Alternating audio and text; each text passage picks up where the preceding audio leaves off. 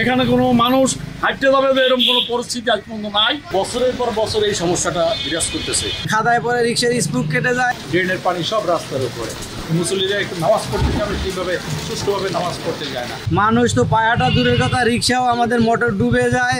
তারপরে খাদায় পরে রিক্সার স্পুক কেটে যায়। একটা স্পুক কাটলে আমাদের 30-40 টাকা মিস্ত্রিকে দিতে হয়, কিন্তু আমাদেরকে ওই যে একটা ইতিহাস টান ভরা 10 টাকা যাত্রীতে দেয়। এটা দেখার মতো কোনো পাবলিক আসলে আমার দেশে নাই। অনেকে বলে গরিবের জন্য এই করব সেই করব, আসলে আমাদের করার জন্য কেউ কিছু নাই। যারা শহরের প্রতিনিধি আছে তারা থাকে না, যারা পৌরসভার ইনচার্জ আছে তারা থাকে না যে পৌরসভার রাস্তার কী পরিস্থিতি আছে তারা দেখে। তাদের বড় বড় সরকার চলে, তাদের রাস্তা দেখায় না, তারা এই দিনে দেখে না। কী করবে? এই যে কোনো একটা লোক এখন তো ওইখানে দাঁড়াই থাকে আসার জন্য, যে কীভাবে লোক যাবে কীভাবে যাওয়ার কথা নাই। যে এই পানি এই রাস্তায় যেখানে যারা পৌরসভার কর্মকর্তারা আইসে দেখছে গরুর বাজার নিচ্ছে, তখন তারা দেখে নাই। আস্তে আস্তে এই ডেভেলপমেন্ট হয়ে গেছে। হ্যাঁ, এখানে কোনো মানুষ হাঁটতে যাবে যে এরকম কোনো পরিস্থিতি আজ পর্যন্ত নাই, আর তারা পরও আইসা দেখে না। ড্রেনের পানি সব রাস্তার উপরে। মুসল্লিরা একটু নামাজ পড়তে যাবে, সেইভাবে সুষ্ঠুভাবে নামাজ পড়তে যায় না। মেইন শহরের যে ড্রেনেজ ব্যবস্থা, এইটাই সবচেয়ে আমাদের মারাত্মক হুমকির মুখে। কাজে এই ড্রেনেজ ব্যবস্থাকে অবিলম্বে সংস্কার করা প্রয়োজন। আমরা প্রশাসনের কাছে অনুরোধ জানাচ্ছি, আপনারা অবিলম্বে এদিকে একটু নজর দিন। ভাঙা রাস্তা তো ওটা বলা না, গত 2-3 বছর তো রাস্তার কোনো কাজই হয়নি। তারপরে একটু জোড়াতালি দিয়ে যা চলে তা মানে না চলার মতন। আজকে জোড়াতালি দিয়ে যায়, এই 10 দিন 15 দিন যায়, যেতে না যেতেই দেখা যায় যে বৃষ্টির পানিতে সে জোড়াতালি সব উঠে গেছে।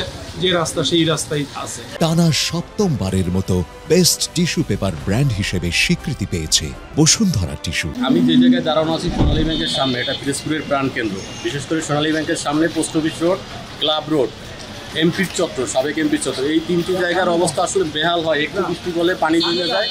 আমরা যারা সাধারণ নাগরিক আছি, পিরোজপুরে যারা বসবাস করি, চলাচল করি, এই শহরে যাদের আমাদের চলাচল, এদের খুব সমস্যা হয় এবং বছরের পর বছর এই সমস্যাটা বিরাজ করতেছে। এটা আমরা নিরসন চাই, সুন্দর একটা রাস্তা চাই।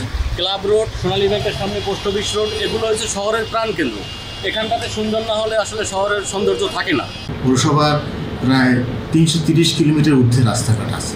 তো 330 কিলোমিটার ঊর্ধ্বে রাস্তাঘাট মেনটেন্যান্স বা রিপেয়ারিং বা রিহেবিলিটেশন করতে যে কোনো বরাদ্দ লাগে, সেই পরিমাণ বরাদ্দ আমরা সরকার থেকেও পাচ্ছি না, পৌরসভা রেভিনিউ দিয়ে করা সম্ভব না।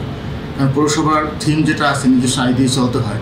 আমাদের পৌরসভার যে আয়টা হয় সেটাতে ম্যাক্সিমাম আমাদের বেতন ভাতা, পানির লাইন মেনটেন্যান্স এতে ব্যয় হয়ে যায়।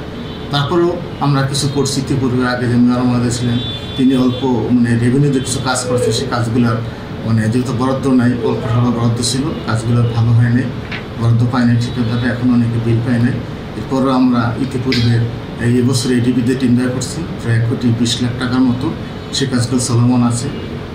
এই যে আফতাবউদ্দিন কলেজ রেডি করছি, তারপরে এই যে কচারি রিপেয়ার করা একটা রাস্তা, ডেকোরেশন কাজ করছি, তারপরে ভাইজোয়াটা রাস্তা করছি, এগুলো হাতে নিয়েছি। পরিষদ এবং আগে যারা ছিলেন তারাও চাচ্ছেন যে টাকা অল্প হইলেও ওই বরাদ্দের মধ্যে আরসিসি রাস্তা করেন। আরসি রাস্তা মেনটেন্যান্স খরচ কম, কিন্তু ইনিশিয়াল খরচটা খুব বেশি।